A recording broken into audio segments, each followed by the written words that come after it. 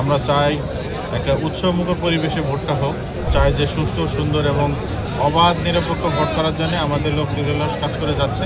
আমরা quick response team, যেটা ইলেকশনের বাইরেও যদি কোনো ঘটনা ঘটে সেগুলার রেসপন্সের জন্য একটা করে টিম থাকবে। এছাড়া আমাদের কেন্দ্রে আমরা জানেন যে 2 জন এবং 1 জন করে আমরা দিতে পেরেছি।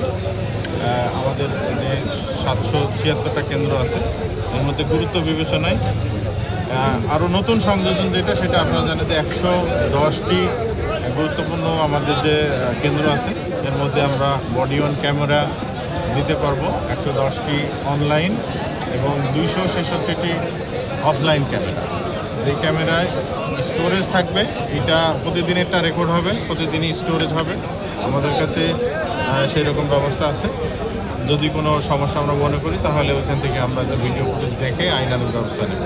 আর অনলাইন যেটা, সেটা ভোটের দিন শুধু না, এখন আমাদের লোকজন যখন ডিউটি করতে থাকবে, এটা যতক্ষণ সে ডিউটিতে থাকবে ততক্ষণ অনলাইন ক্যামেরা চলতে থাকবে এবং এটা ক্লাউডে চলে যাবে। এখানে আমাদের লোকজন আর ভোটের দিন 7:30 থেকে শুরু করে একদম ভোট শেষ না পর্যন্ত এই ক্যামেরা অনলাইন এবং অফলাইন আমাদের চলমান থাকবে। এই মূলত বিষয়। আমাদের মোট নির্বাচনে 1890 জন আমাদের ডিপ্লয়মেন্ট থাকবে। এই 14 তারিখ পর্যন্ত আমাদের এই ডিপ্লয়মেন্টটা থাকবে। আমরা চাই যে সুষ্ঠু সুন্দর এবং অবাধ নিরপেক্ষ ভোট করার জন্য আমাদের লোক নিরলস কাজ করে যাচ্ছে। আগামী দিনগুলোতেও আমরা কাজ করে যাব ইনশাল্লাহ। আমরা চাই একটা উৎসবমুখর পরিবেশে ভোটটা হোক।